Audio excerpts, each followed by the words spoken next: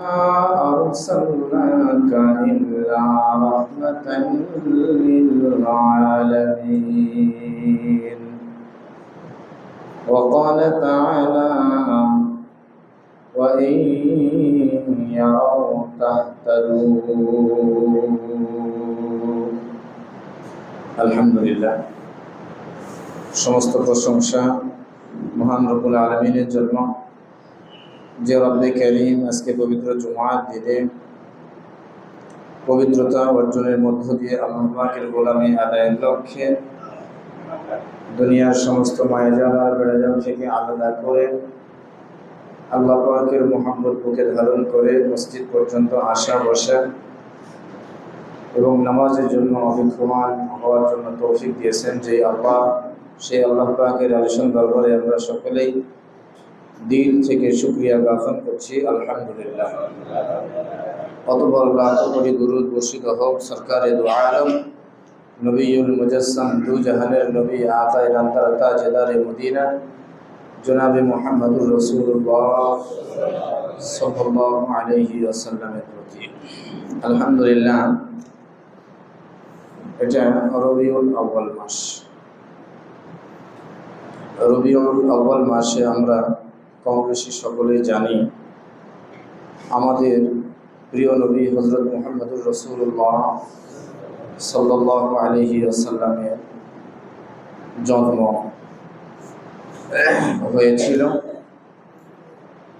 আল্লাহর নবীর দুনিয়াতে আবির্ভাব এই রবিউল আউয়াল মাসে।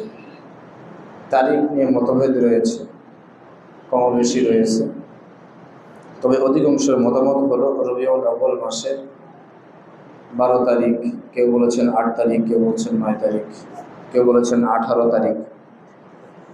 অধিকাংশ উলামা ইকরামগণ মতামত ব্যক্ত করেছেন রবিউল আউয়াল মাসের 12 তারিখে সোমবারের দিন সুবহে সাদিকের সময় আল্লাহর নবী দুনিয়াতে আগমন করেছেন। নবীজি যখন দুনিয়াতে আগমন করেন তার পূর্ব মুহূর্তে পুরা পৃথিবীবাসীর অবস্থা ভালো ছিল না। পুরা পৃথিবী অন্ধকারে নিমজ্জিত ছিল। প্রায় মুষ্টিময় কিছু মানুষ ব্যতীত সকল মানুষ ধর্ম কি জিনিস এটা ভুলে গিয়েছিল। আল্লাহকে মানতে হয়, রব হিসাবে আল্লাহকে স্বীকার করতে হয় এবং গোলামির দ্বারা নিজের জীবনকে পরিচালনা করতে হয়, এটা মানুষ ভুলে গিয়েছিল। ঠিক সেই সময় সমাজের অত্যাচার অনাচারের শোষণে মানুষ বঞ্চনা, বর্বরতা, মানবতা বিরোধী অনৈতিক কার্যকলাপে ছেয়ে গিয়েছিল পুরা সমাজ থেকে শুরু করে রাষ্ট্র এবং পুরা পৃথিবী। মানুষ যখন চরম দুর্দশায় হতাশাগ্রস্ত, নিজের জীবন নিয়ে মানুষ অতিষ্ঠ হয়ে গিয়েছিল, ঠিক সেই সময় আল্লাহ পাক এই জমিনে পুরা পৃথিবীর মানুষকে শান্তি ফিরিয়ে দেওয়ার জন্য, বিশ্ব মানবতার মুক্তির দিশারি, শান্তির দূত, পথহারা মানুষের পথ নির্দেশনা দেওয়ার জন্য মহান আল্লাহ পাক আমার আপনার নবী সাইয়্যিদুনা জনাবে মুহাম্মদুর রাসূলুল্লাহ সাল্লাল্লাহু আলাইহি ওয়াসাল্লামকে সত্য এবং ন্যায়ের প্রতীক নিয়ে দুনিয়াতে আল্লাহ পাক পাঠিয়েছিলেন। নবীজি যেই বংশে জন্মগ্রহণ করেন এই বংশের নাম কুরাইশ বংশ। নবীজির দাদার নাম আব্দুল মুত্তালিব, নবীজির বাবার নাম আব্দুল্লাহ। এগুলো আমরা সকলেই জানি। বাইতুল্লাহ তখনও ছিল, যেহেতু আমরা এটা জানি যে পুরা পৃথিবীতে যখন মাটি তৈরি হয়, এই মাটির সর্বপ্রথম যেই জায়গায় তৈরি হয়েছিল এই জায়গায় হলো খানায়ে কাবার জায়গা। পুরা পৃথিবী পানি দ্বারা থই থই ছিল, পুরা পৃথিবীতে শুধু পানি আর পানি ছিল। আল্লাহ পাক ফেরেশতাদের মাধ্যমে পানিতে তরঙ্গ সৃষ্টি করে এখানে ফেনা হয়, ফেনাকে শক্ত করে মাটিতে আল্লাহ পাক রূপদান দেন। যেই জায়গায় সর্বপ্রথম মাটি তৈরি হয়েছিল এই জায়গায় হলো খানায় কাবা, বর্তমানে বাইতুল্লাহ যে জায়গায় অবস্থান। তো নবীজির জন্মের অনেক আগেই এই বাইতুল্লাহর এই জায়গাকে আল্লাহ পাক পৃথিবীর শুরুতেই তৈরি করেছেন। এই মাটিটা, এই বাইতুল্লাহর দেখাশোনার দায়িত্ব ছিল আল্লাহর নবীর দাদা আব্দুল মুত্তালিবের। আব্দুল মুত্তালিব তখন তিনি এই বাইতুল্লাহ দেখাশোনা করতেন, রক্ষণাবেক্ষণের দায়িত্বে তিনি ছিলেন। কোনো কারণে সময়ের বিবর্তনে জমজম কূপটা বন্ধ হয়ে যায়। এটা মাটির আবরণ পড়ে হোক আর যেভাবে হোক, আল্লাহ তাআলার হুকুমে এই জমজম কূপের পানি ওঠা বন্ধ হয়ে যায়, পানির ফোয়ারাটা বন্ধ হয়ে যায়। জমজম কূপ বাইতুল্লাহর পাশাপাশি, বেশি দূরে না। হাজী সাহেবরা হজ করতে গিয়ে অনেক সময় খেয়াল করতে পারেন না, বাইতুল্লাহ থেকে বেশি দূরে না, অল্প কিছু দূরে দেখবেন সেখানে এই রূপার সাদা দিয়ে দাগ করে টাইলসের মতো চারকোনা করে ওখানে একটু চিহ্ন রাখা হয়েছে। মানুষও পায়ে বাঁধবে না, ভালো করে খেয়াল করলে দেখতে পাবে এটা। এই জায়গায় জমজম কূপ। আব্দুল মুত্তালিব উনি আল্লাহর কাছে এই বাইতুল্লাহর পাশে এসে দাঁড়িয়ে আল্লাহর কাছে বললেন, আল্লাহ, মানুষের পানির খুব কষ্ট। এখন আমরা ওখানে গেলে পানির তো কষ্ট পাই না, কারণ পানি দেওয়ার জন্য মানুষ গাড়ি নিয়ে বসে আছে, কার কত বোতল লাগবে নিয়ে যান। তখন তো পানির কষ্ট ছিল, এত পানি দেওয়ার মতো মানুষও তো ছিল না। আল্লাহর নবীর দাদা আব্দুল মুত্তালিব তিনি আল্লাহর কাছে দোয়া করলেন, আল্লাহ, জমজম কূপ তো বালুতে আর বিভিন্ন কারণে বন্ধ হয়ে গিয়েছে, এখান থেকে পানি আর উপরে ওঠে না। আল্লাহ, এই জমজম কূপের পানি তুমি যদি আবার চালু করে দাও, আমার তো 10টা ছেলে, এই 10টা ছেলে সন্তানের মধ্য থেকে তুমি যদি জমজম কূপ আবার চালু করে দাও, তাহলে আমি একটা সন্তানকে তোমার এই কাবার সামনে নিয়ে এসে কুরবানি দিব। এটা কার জন্য? মানুষের জন্য। যে মানুষের উপরে কতটা তিনি মহব্বত রাখছেন, যে মানুষের জন্য একটা সন্তানকেই কুরবানি করতে চাইলেন। আর আমরা মানুষের ক্ষতি করার জন্য মানুষের সন্তানকে কতল করে, হত্যা করে, শেষ করে নিজের সন্তানকে বাঁচানোর জন্য আমরা উঠে পড়ে লেগে যাই যে কিভাবে মানুষের ক্ষতি করা যাবে। এটা আমাদের আচরণ। আব্দুল মুত্তালিব আল্লাহর কাছে মানত করলেন, আল্লাহ, এই কাবার শপথ করে বলছি, তুমি যদি এই জমজম কূপের পানিটা আবারও ফোয়ারা তৈরি করে দাও, তাহলে আমার 10টা সন্তানের মধ্য থেকে একটা সন্তানকে আমি কোরবানি করে দিব। কিছুক্ষণ পরেই কালবৈশাখী ঝড় তৈরি হয়। আল্লাহ তাআলা কোনো না কোনো উসিলার মধ্য দিয়ে তো কোনো কাজ করে দিবেন দুনিয়াতে। এই ঝড় এসে, বাতাস এসে জমজম কূপ যেই জায়গায়, সেই জায়গা থেকে কিছু ধুলাবালি সেখান থেকে সরিয়ে ফালানো হলো। এখানে জমজম কূপের পানি আবারও উঠতে শুরু হয়ে গেল। সুবহানাল্লাহ বলবেন না? আব্দুল মুত্তালিব উনি সকলকে খবর দিলেন, তোমাদের যাদের পানির প্রয়োজন, জমজম কূপের পানি আবারও চালু হয়েছে, তোমরা পানি নিয়ে যাও। মাঝখানে উনি ভুলে গিয়েছেন যে আমি যে সন্তানকে কোরবানি দিতে চাইছিলাম এটা ভুলে গিয়েছেন। সারাদিন শেষ হয়ে গিয়েছে। রাত্রিবেলায় স্বপ্নের মধ্যে দেখছেন, আব্দুল মুত্তালিব, তুমি তো তোমার মানত পুরা করলা না। তুমি তো মানত করেছিলা যদি জমজম কূপ চালু হয় তাহলে একটা সন্তানকে কুরবানি দিবা, তুমি তো এটা পুরা করলা না। পরের দিন সকালে ঘুম থেকে উঠে আব্দুল মুত্তালিব, ইহুদি তো ওই সময় মক্কার আশপাশে ইহুদি এবং নাসারাদের বসবাস ছিল বেশি। তাওরাত কিতাবের পণ্ডিত যিনারা ছিলেন ওনাদের কাছে আব্দুল মুত্তালিব গেলেন, গিয়ে ইহুদি আলেমকে বললেন যে, হযরত, আমি তো এরকম বলেছিলাম, আল্লাহ পাক জমজম কূপও চালু করে দিয়েছেন, আমি তো আমার সন্তানকে কুরবানি দিতে পারি নাই। রাত্রিবেলায় আমি দেখেছি স্বপ্নে আমাকে কে যেন বলছে, তুমি তো তোমার মানত পুরা করলা না। ইহুদি আলেম তারা পরামর্শ দিলেন, ঠিক আছে, তাহলে আপনি আপনার 10টা সন্তানের মধ্য থেকে যে কোনো একটা সন্তানকে কুরবানি করে দেন। আব্দুল মুত্তালিব সন্তানদেরকে এবার ডেকে বলছেন যে আমি তো এরকম মানত করেছিলাম, তো তোমরা কে রাজি আছো এই এখানে কুরবান হওয়ার জন্য? ইবনে আব্বাস রাদিয়াল্লাহু তাআলা আনহু নবীজির চাচা ছিলেন। তাইফে গিয়ে আমরা হযরত ইবনে আব্বাস রাদিয়াল্লাহু তাআলা আনহুর মসজিদে আমরা নামাজ পড়ি। তো ইবনে আব্বাস বলেন, আব্বাজান আপনি কি আমার নামে মানত করেছিলেন যে আমি আব্বাসকে জবাই করবো? বলে না। বলে তাহলে আমি চলে গেলাম।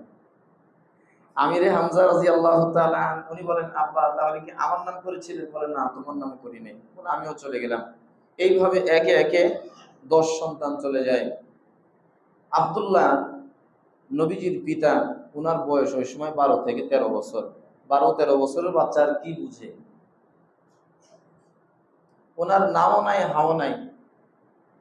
ইহুদি আলেমদের কাছে আবার যাওয়া হলো, কি করি, আমার এই ছোট্ট মাসুম বাচ্চা, একে কি কোরবানি দিব না কি করব? বড়রা তো কেউ রাজি হয় না।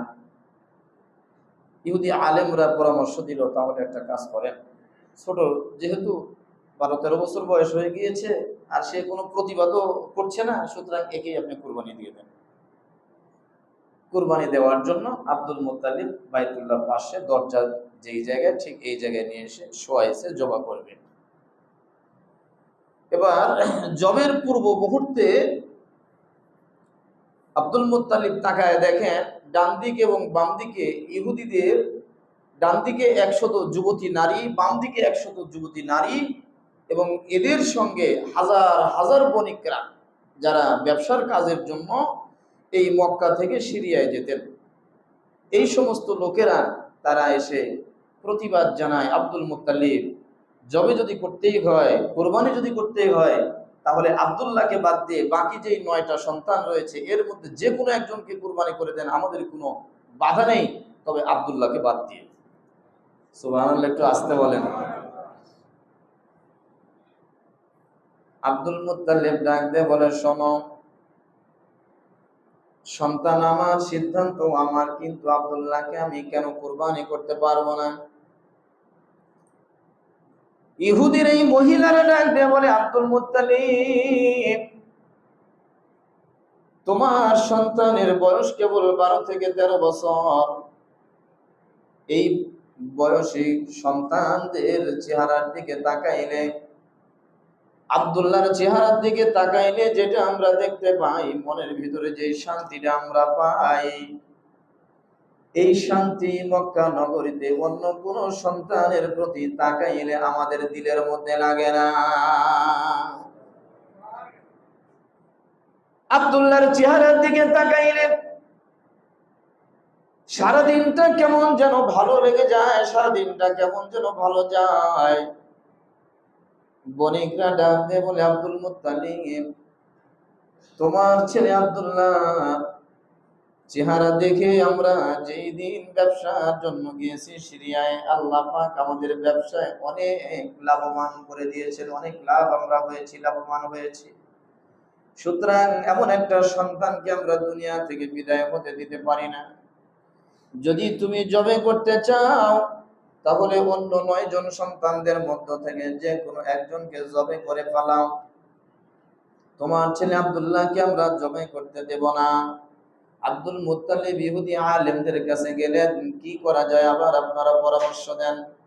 ইহুদি আলেমরা বলে, শুনেন, তাহলে আপনি আপনার সন্তানের নাম লিখেন, আব্দুল্লাহর নাম লিখেন এবং উটের নাম লিখেন, লটারি করেন। লটারি করে যদি আব্দুল্লাহর নাম বাদ দিয়ে উটের নাম ওঠে, তাহলে উটকে আপনি কুরবানি করবেন। ঠিক তাই করা হলো। লটারি করা হলো। 10 বার থেকে শুরু করে 20 বার, 30 বার, 40 বার, 50 বার, 60 বার, 70 বার, 99 বার পর্যন্ত লটারি হয়েছে। প্রতিবার আব্দুল্লাহর নাম উঠেছে। ইহুদি মহিলারা বলে, না, 1000 বার যদি লটারি হয় আর 1000 বার যদি আব্দুল্লাহর নাম এখানে চলে আসে, এরপরে আমরা আব্দুল্লাহকে কুরবানি হতে দেব না। 99 এর পরে 100 হতে বাকি থাকে কতবার? ওই একবার যখন ইহুদি আলেমরা বলে, শুনেন আব্দুল মুত্তালিব আপনি আরেকবার লটারি করেন, এই লটারিতে যদি উটের নাম ওঠে তাহলে উট জবে করবেন, আর যদি আপনার ছেলে আব্দুল্লাহর নাম ওঠে তাহলে আব্দুল্লাহকে জবে করতে হবে। এখানে আর কোনো কারো মতামত নেওয়া যাবে না। কে বাধা প্রদান করছে তাদের দিকে আর তাকানো যাবে না। আল্লাহর কৃপায় 100 নম্বরে যখন লটারি হয়, ঠিক ওই সময় উটের নাম আল্লাহ পাক উঠাইয়া দেয়। আব্দুল মুত্তালিব 100 উট কুরবানি দিলেন। সময় চলে যায়, মাঝে বেশ কিছু বছর চলে যায়। আব্দুল্লাহর বয়স যখন 18 থেকে 20 বছর হয়, আমাদের সমাজে তো মেয়ের বাবারা যদি কোনো ছেলের বাবাকে প্রস্তাব দেয়, এটা আমরা বদনাম মনে করি এর মনে হয় কোনো লাজ লজ্জা নাই, যার কারণে তার নিজের মেয়েকে বিবাহ দেওয়ার জন্য আমার কাছে পয়গাম পাঠায়। কিন্তু সুন্নত তরিকা হলো মেয়ের বাবাকে ছেলের বাবাকে গিয়ে প্রস্তাব দেওয়া, মেয়ের বাবাই ছেলের বাবাকে গিয়ে প্রস্তাব দেওয়া। যদি আপনি রাজি থাকেন, আমার মেয়েটাকে আমি আপনার ছেলের হাতে উঠায় দিতে পারি। ঠিক সেই সময়ে ইহুদির মধ্যে সবচেয়ে বড় আলেম যিনি ছিলেন, তিনার নাম হলো নওফেল। এই নওফেলের একজন মেয়ে ছিল যার নাম হলো মরিয়ম বিনতে নওফেল। মরিয়ম আব্দুল্লাহকে খুব মহব্বত করতেন, খুব ভালোবাসতেন, মাঝে মাঝে ডেকে ডেকে খাবারও খাওয়াই দিতেন। মক্কার মধ্যে সবচাইতে ধনাঢ্যবান ব্যক্তিদের মধ্যে তিনি একজন ছিলেন, মরিয়ম ইবনে নওফেল। মরিয়ম বিন নওফেল আব্দুল্লাহকে ডাক দিয়ে বলে, আব্দুল্লাহ, যদি তুমি রাজি থাকো রে, তাহলে তোমার বাবার কাছে প্রস্তাব পাঠাবো, আমি তোমাকে বিবাহ করতে চাই। আব্দুল্লাহ, তুমি তোমার বাবাকে একটু জিজ্ঞাসা করো, যদি সম্মতি থাকে তাহলে আমার বাবাকে তোমার বাবার কাছে পাঠাবো। আব্দুল্লাহর কথা শুনে কিন্তু বাবার কাছে কিছু বলে না। শত শত প্রস্তাব আব্দুল্লাহর বিবাহের জন্য আব্দুল মুত্তালিবের কাছে আসে। আব্দুল মুত্তালিবের বন্ধু ছিলেন আব্দুল ওয়াহাব, মদিনায় যার বসবাস ছিল। আব্দুল ওয়াহাবের কাছে বাড়িতে বেড়াইতে গেলেন আব্দুল মুত্তালিব নিজের সন্তানকে নিয়ে, আব্দুল্লাহকে নিয়ে। আব্দুল ওয়াহাব বন্ধুকে ডাকতে বলেন, বন্ধু, তোমার একটা মেয়ে ছিল, আমি ছোট অবস্থায় দেখে গিয়েছিলাম, এখন তার বয়স কত হবে? বলে, বয়স খুব বেশি হবে না, 14 থেকে 16 বছর এর মধ্যে বয়স। বলে, মেয়েটাকে তুমি কি একটু দেখাবা? বলে, কেন? বন্ধুরে, তোমার মেয়েটাকে আমার খুব পছন্দ, যদি তুমি রাজি হও তাহলে আমার আব্দুল্লাহর সঙ্গে তোমার মেয়ের বিবাহ পড়ায় দিতে চাই। আব্দুল ওয়াহাব বলে, বন্ধু, তোমার সঙ্গে বন্ধুত্ব আমার একদিনের নয়, দীর্ঘদিনের বন্ধুত্ব। তুমি যদি রাজি থাকো তাহলে আমার কোনো আপত্তি নাই, আমার মেয়ের সঙ্গে তোমার ছেলের বিবাহ দিতে পারো, কোনো অসুবিধা নাই। বিবাহ দিয়ে মক্কায় নিয়ে আসলেন। বিবাহের পর 3 থেকে 4 দিন পর কিতাব যেটা প্রমাণ করে, বাবা, ওই যে মরিয়ম বিনতে নওফেল, এর সঙ্গে আব্দুল্লাহর দেখা হয়। মরিয়ম বিনতে নওফেল আব্দুল্লাহকে দেখে এবার মুখটা ফিরিয়ে নিয়ে বলে, আব্দুল্লাহ, তুমি কি বিবাহ করেছো নাকি? আব্দুল্লাহ বলে, হ্যাঁ, আমি বিবাহ করেছি। কোথায় বিবাহ করলাম? মদিনায় গিয়ে বিবাহ করেছি, আমার বাবার বন্ধুর মেয়ে আমিনার সঙ্গে আমার বিবাহ হয়েছে।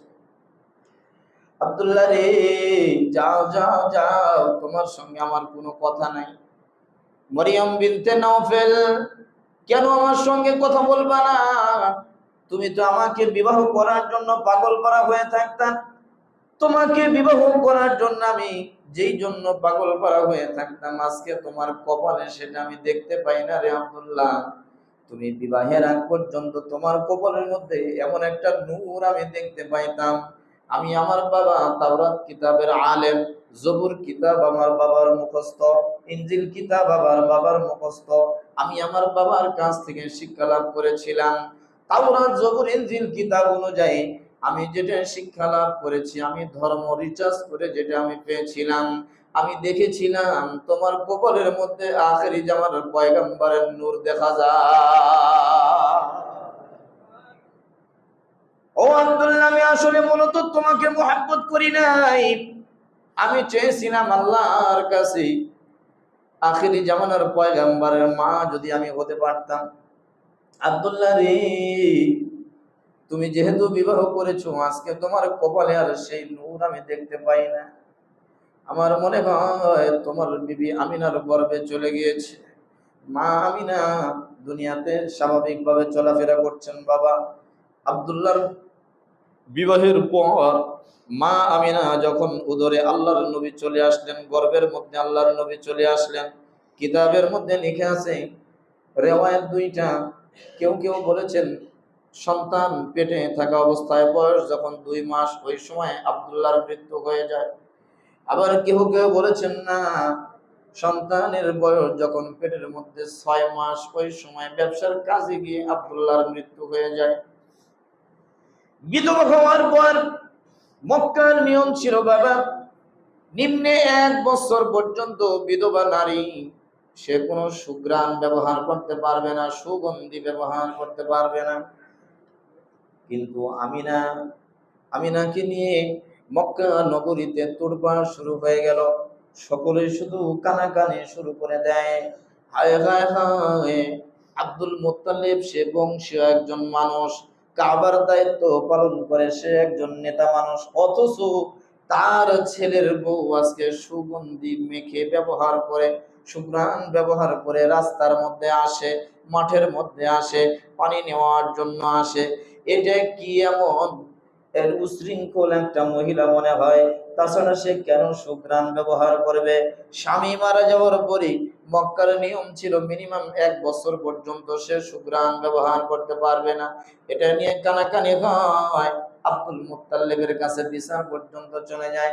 আব্দুল মুত্তালিব নিজের বিবিকে ডাক দেয়, বিবি আমার, সন্তান দুনিয়া থেকে বিদায় নিয়েছে, কিন্তু সন্তানের বউ তো আমাদের বাড়িতেই আছে। আমাদের মনে হয় নাক কাটা যাচ্ছে। কি হয়েছে স্বামী? বলে, দেখো, এলাকার লোকজন তো এই বিচারগুলো আমার কাছে দেয়। বলে, এটা তো আমিও দেখেছি, বৌমা যখন বাড়িতে থাকে, ঘরের মধ্যে থাকে, ঘরের মধ্যে সুঘ্রাণ। বৌমা যখন গোসল করতে যায়, গোসল করে বের হয়, আমি যখন গোসলখানায় যাই দেখি মনে হয় আতরের ডিব্বা গোসলখানায় রয়েছে। জনে বলেন সুবহানাল্লাহ। আব্দুল মুত্তালিব ডাক দিয়ে বলে, বিবি আমার, তাহলে এটা বৌমাকে বলা দরকার। দুজনে মিলে পরামর্শ করে ঘরের মধ্যে নেকে বৌমাকে ডাক দিয়ে বলে, বৌমা, তোমার স্বামী দুনিয়া থেকে বিদায় নিয়েছে, আমাদের নাতনি অথবা নাতনি তোমার গর্ভের মধ্যে রয়েছে। ও মা, এমন কোন কাজ তুমি করো না যে কাজের দ্বারা আমাদের সমাজে নাক কাটা যায়। কি হয়েছে বাবা, আপনি একটু বুঝা বলেন। বলে, মা রে, মক্কা নগরীতে আমাদের নিয়ম আছে, বিধবা নারী কমসে কম 1 বছর পর্যন্ত কোনো সুগন্ধি ব্যবহার করতে পারবে না।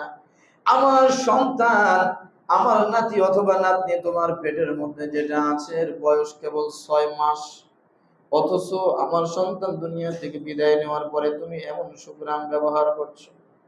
মা আমিনা এবার চোখের পানি ছেড়ে দিয়ে আব্দুল মুত্তালিবকে ডাকতে বলে, বাবা শুনেন শুনেন, এটা শুধু আজ থেকে নয়, আপনার সন্তান যখন দুনিয়াতে জীবিত অবস্থায় ছিল, ঠিক সেই সময়তেও যখন থেকে নিয়ে আমার কলিজার টুকরা আমার উদরের মধ্যে আসছে, ঠিক সেই সময় থেকে আমি এমন খুশবু পাই যেটা পৃথিবীর কোনো খুশবুর সঙ্গে মিলে না। ও আপনার, এমন সুগন্ধি আমি পাই, যেই জায়গায় যাই সেই জায়গায় শুধু সুঘ্রাণ, সেই জায়গায় শুধু সুগন্ধি আর সুগন্ধি। এটা আমি সুগন্ধি মাখি না, এটা আমি সুগন্ধি ব্যবহার করি না। এলাকার লোকজনে বলে, বিধবা একজন নারী, সে টাকা পায় কোথায়, আর এমন সুগন্ধি কোন বাজার থেকে কিনে আসে, কোন রাষ্ট্র থেকে নিয়ে আসে? এত উন্নত মানের দামি সুগন্ধি তো আমরা ইতিপূর্বে কোনোদিন আমরা পাই নাই। এমন সুঘ্রাণ সে কোথায় পায়? মা আমিনা ডাকতে বলে, বাবা, এটা আমার কোনো সুঘ্রাণ না, বরং আমার পেটের সুঘ্রাণটাই বের হয়। শুধু তাই নয়, আমি যেই জায়গায় থুতা ফালাই, থুতাটাও পুরা সুঘ্রাণ হয়ে যায়, মেশকো আঙ্গুরের মতো সুঘ্রাণ সেখান থেকে বের হয়।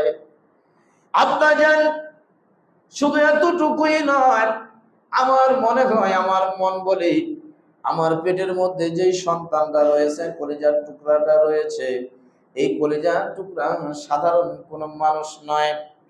মাঝে মাঝে আমাকে গায়বী আওয়াজ দ্বারা আমি এটা শুনতে পাই, ও আমিনা, ওয়া ইয়ারাউ তাহতাদু। না বুঝলেও জোরে বলেন না সুবহানাল্লাহ। ও আমিনা, ওয়া ইয়ারাউ তাহতাদু, তোমার পেটের মধ্যে যে সন্তান রয়েছে, এই সন্তানকে অনুসরণ যারা করবে তারাই পথ পেয়ে যাবে, সঠিক পথ তারাই পেয়ে যাবে। জোরে বলেন সুবহানাল্লাহ।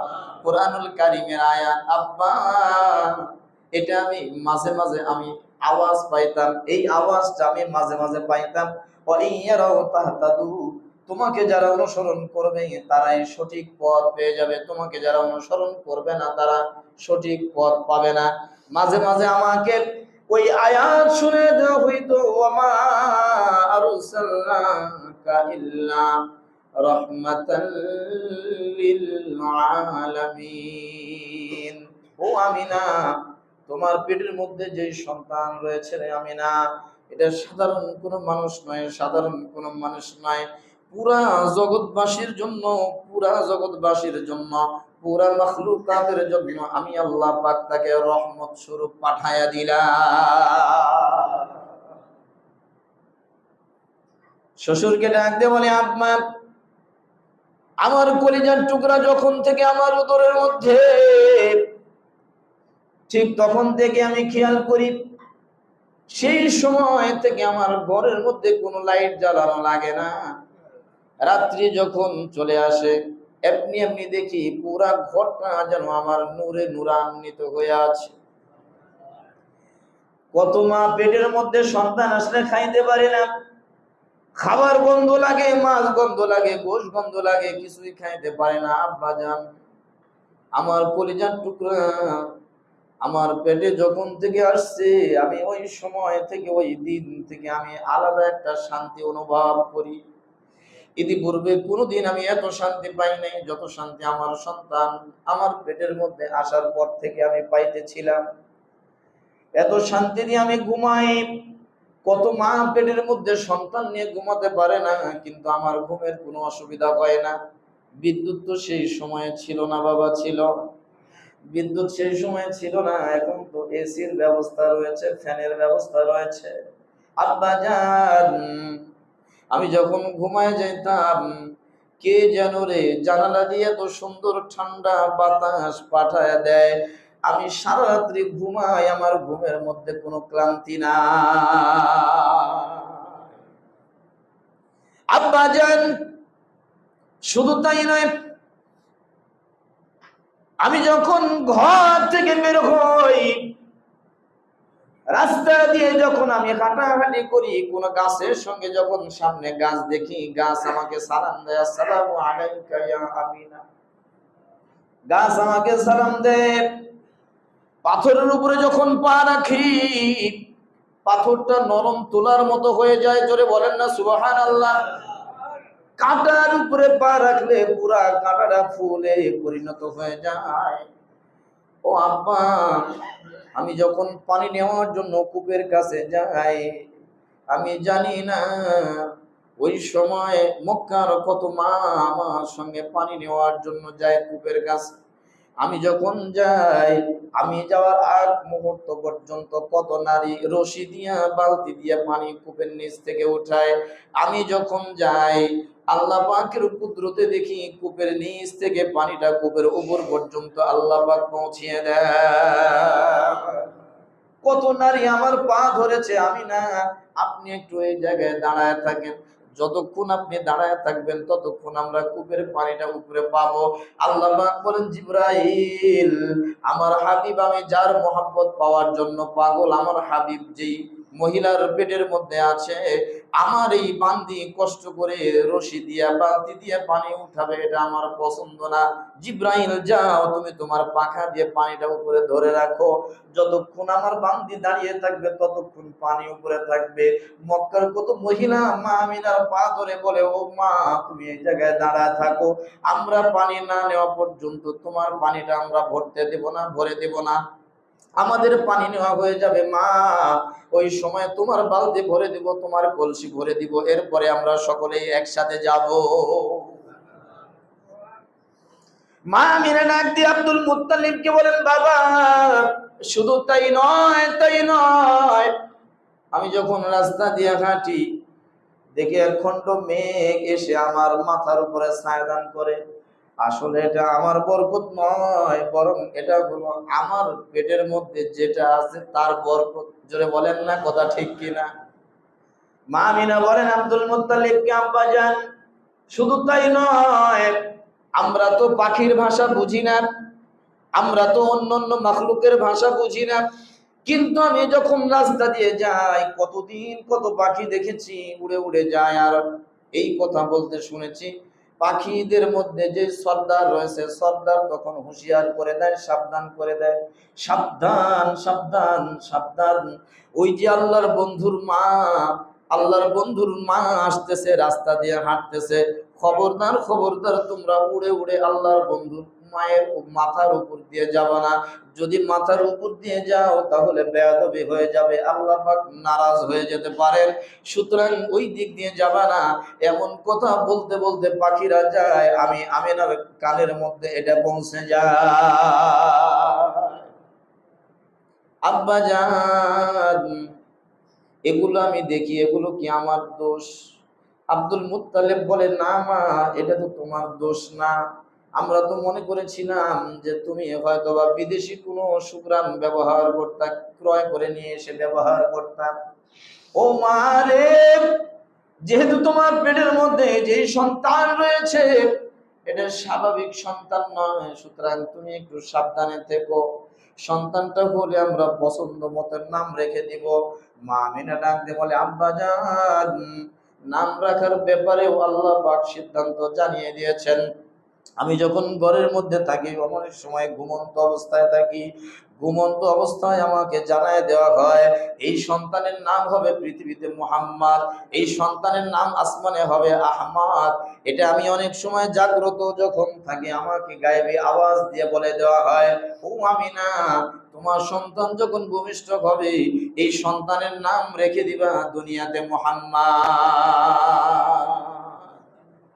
এই সন্তান যেই সময়ে জন্মগ্রহণ করে বাবা, আজ থেকে প্রায় 1450 বছর পূর্বে হযরতে আদম আলাইহিস সালাতু ওয়াস সালাম দুনিয়াতে আগমনের 9313 বছর পরে, হযরতে নূহ আলাইহিস সালাতু ওয়াস সালামের তুফানের 6135 বছর পরে, হযরতে ইব্রাহিম আলাইহিস সালাতু ওয়াস সালামের জন্মের 3500 বছর পরে, হযরতে মূসা আলাইহিস সালাতু ওয়াস সালামের জন্মের 2300 বছর পরে, হযরতে ঈসা আলাইহিস সালাতু ওয়াস সালামের জন্মের 570 মতান্তরে 71 বছর পরে, আসহাবে কাহাফের ঘটনার প্রায় 70 বছর পরে, আসহাবে ফিলের ঘটনার প্রায় 50 দিন পরে, রবিউল আউয়াল মাসে 8 তারিখ 9 তারিখ অথবা 12 তারিখে সুবে সাদেকের সময় মক্কা নগরীতে, বাংলাদেশ থেকে প্রায় 4500 মাইল পশ্চিমে মক্কা নগরীতে আব্দুল্লাহর ঘরে মা আমিনার উদরে সুবে সাদেকের সময় আল্লাহ পাক আল্লাহর বন্ধুকে দুনিয়াতে পাঠাইয়া দেয়। আল্লাহর নবী যে সময় দুনিয়াতে আসে, মা আমিনা যে ঘরের মধ্যে ছিলেন ওই ঘরের মধ্যে দুইজন দাসীকে পাঠায় দেওয়া হয়, সুআইবা সুআইবা এবং উম্মে আইমান। আব্দুল মুত্তালিব বলে, উম্মে আইমান ঘরের মধ্যে থাকবে, সুআইবা তুমি মাঝে মাঝে আমাকে খবর দিবা। আমি কাবার পাশে চলে গেলাম, কাবায় গিয়ে আব্দুল মুত্তালিব আল্লাহর কাছে দোয়া করতেছেন, আল্লাহ আমার সন্তান মারা গিয়েছে, আল্লাহ যে সন্তান তুমি দিবা তোমার কাছে একটা নেককার আমার নাতি চাই। দোয়া করে কার কাছে? গভীর রজনীতে আব্দুল মুত্তালিব দৌড়ে দৌড়ে তরবারিটা নিয়ে বাড়ির মধ্যে চলে যায়, বাড়ির গেটের পাশে গিয়ে দাঁড়াইয়া সুআইবাকে ডাক দিয়ে বলে, তালিয়া সুআইবা তুমি বলো আমার নাতি হয়েছে কিনা? বলে, না না না এখনো তো আপনার নাতি হয় নাই। বলে, আমি দেখলাম স্বপ্নের মধ্যে দেখলাম মহান আল্লাহ পাক আসমানের দরজাগুলো খুলে দিয়েছেন, সেখান থেকে একদল মহিলা সবুজ রঙের কাপড় পরিহিত অবস্থায় আমার সন্তানের ঘরের মধ্যে প্রবেশ করে। উম্মে আইমান বলেন, আল্লাহর নবী যখন জন্মগ্রহণ করেছেন, মনে হয় মাথার মধ্যে একটা নূরের টুপি পরিহিত অবস্থায় আল্লাহর নবী একটা নূরের টুপি পরিহিত অবস্থায় মার পেট থেকে বের হয়ে আসলেন। এই নূরের টুপি শুধু টুপি নয়, নূরুল হিজাব। হাদিসের মধ্যে বলা হয়েছে নূরুল হিজাব, অর্থাৎ মহিলারা প্রসব করার সময় তার সম্মান অন্য মহিলারা দেখতে পায়। আল্লাহর নবী যখন দুনিয়াতে আসছেন, উম্মে আইমান বলেন, আল্লাহর নবী দুনিয়াতে আসতেছেন, তার মাথার উপরে নূরুল হিজাব ছিল। এর কারণে আল্লাহর নবীর মায়ের শরম কেউ দেখতে পায় না। আমি তাকায় দেখলাম আল্লাহর নবীর মা আমিনা স্বাভাবিক অবস্থায় আছেন, কোনো টেনশন নাই। আমিনা কখনো ডানে তাকায়, কখনো বামে তাকায়, কখনো ঘরের কোণের চতুর্দিকে তাকায়। মা আমিনা ডাক দেয় বলেন, আমি দেখলাম আমার ঘরের 4টা কোণ রয়েছে, 4টা কোণের মধ্যে 4জন মহিলাকে আমি বসে থাকতে দেখলাম। একজন মহিলাকে ডাক দিয়ে বলে, তুমি কি জানো উনি কে? এইভাবে একজন আরেকজনের পরিচয় করিয়ে দেয়। এই 4জন মহিলা কে কে ছিল এটা জানা দরকার আছে না নাই? সময় যেহেতু নাই, জুমার দিন, রবিউল আউয়াল মাস পুরাটাই নবীজি সম্পর্কে, নবীজির সিরাত মিলাদ সম্পর্কে আলোচনা হবে ইনশাআল্লাহ। এরপরে আমরা আবার ধারাবাহিক আলোচনায় যাব। ওয়া মা তাওফীকি ইল্লা বিল্লাহ। আগামী 12 তারিখ অর্থাৎ বুধবার